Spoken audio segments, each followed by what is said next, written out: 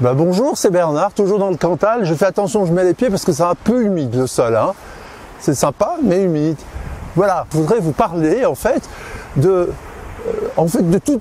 quelles sont vos préoccupations. Quelles sont vos préoccupations en tant qu'hypnothérapeute ou bien en tant qu'étudiant en hypnothérapie, futur hypnothérapeute. Et dans mes recherches, en regardant ce qui intéresse les gens, les questions sur les groupes hypnose, dans Facebook et ailleurs, j'ai trouvé un certain nombre de préoccupations et de remarques. Comme par exemple, une des remarques, c'est vraiment la légitimité. Quelle est notre légitimité et comment la développer, cette légitimité?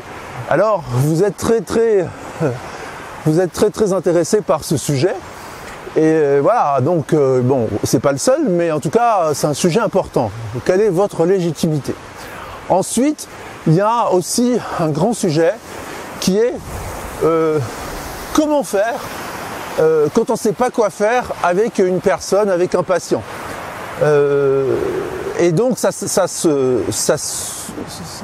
s'illustre par des demandes sur les groupes, qu'est-ce qu'il faut faire dans tel cas, est-ce qu'il y a des scripts, est-ce que quelqu'un a déjà eu tel cas à résoudre, etc.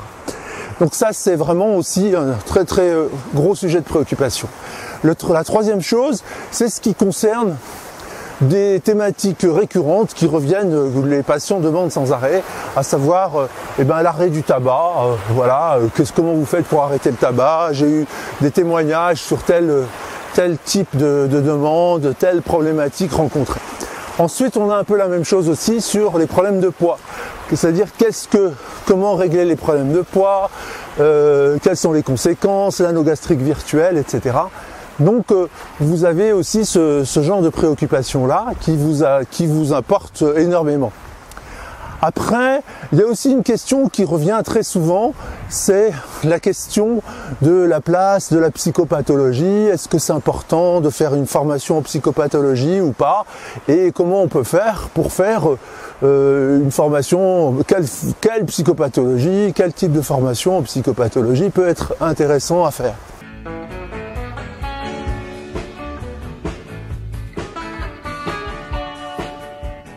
Il y a un autre sujet qui revient parfois, c'est comment faire pour traiter des addictions graves ou s'occuper de patients psychotiques ou ayant eu des crises psychotiques, ayant été hospitalisés, etc. Est-ce qu'on peut faire quelque chose, quoi et comment?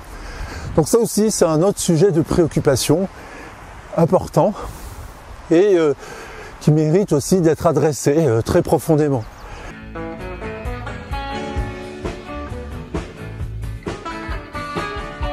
Il y a encore un autre sujet très important qui est l'installation d'un cabinet et comment le développer, faire sa pub, commencer à exister économiquement en tant qu'hypnothérapeute.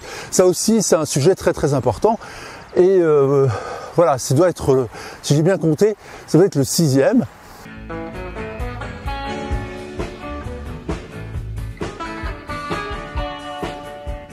Et le 7e sujet, c'est qu'est-ce que doit contenir une bonne formation d'hypnothérapeute? C'est-à-dire, qu'est-ce que c'est qu'une bonne formation d'hypnothérapeute? Alors là, il y a plein d'idées, il y a plein de choses qui ont été proposées. Et donc, du coup, moi, comme j'ai envie de savoir qu'est-ce que vous souhaitez que j'aborde, j'ai besoin de votre aide, en fait, pour savoir qu'est-ce que vous souhaitez que j'aborde comme thématique, parce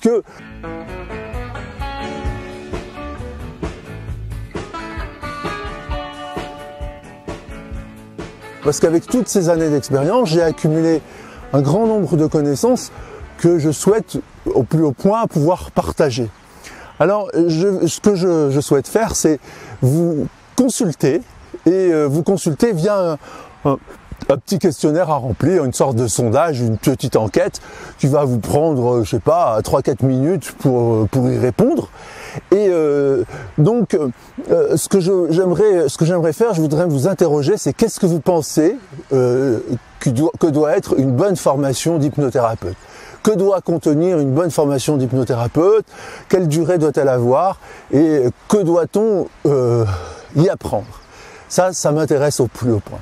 Alors, vous allez trouver dans le post, ou alors si c'est sur YouTube, pardon, vous allez trouver dans le petit i d'info, vous allez trouver un lien qui va vous conduire sur la page de sondage.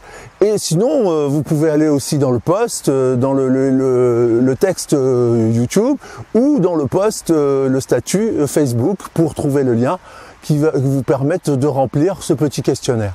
Voilà, c'est tout ce que j'ai à vous demander pour aujourd'hui, mais ça serait vraiment super sympa de votre part si vous pouviez me renseigner là-dessus, parce que vraiment mon souhait c'est de me rendre utile en fait, hein, de vous être utile à quelque chose.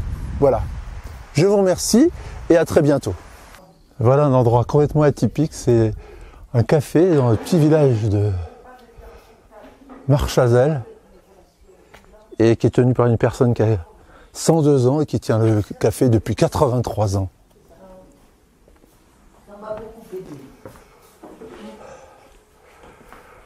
Ah ben voilà, on va pouvoir boire un coup. Ah, je filme votre café, hein. Ouais. Je filme votre café, hein. Je suis en train de filmer votre café. Ah oui? Oui. Bon, ça passe pas à la télé. Ça passe pas à la télé, mais je vais faire voir ça à des amis. Hein. Eh bien, régalez-vous.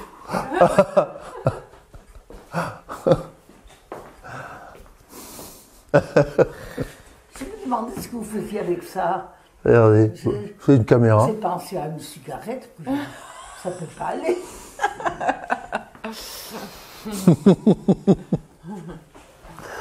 Donc vous avez fêté votre anniversaire il n'y a pas très longtemps alors?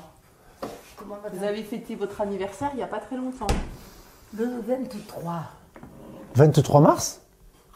Alors bon anniversaire. Ça que je lui ai envoyé une fleur. Oh, bon anniversaire. Ah oui, bon anniversaire, c'est vraiment récent alors. Ah oui. Je suis bien entourée, j'ai beaucoup d'amis. Mon anniversaire, écoutez, j'ai été me coucher à 9h30 du soir sans soupe. J'avais tellement envie de visite toute la journée, j'étais crevée. Ça fait plaisir, mais ça se fatigue. Ah bah ça fatigue, oui. Oui, oui, surtout...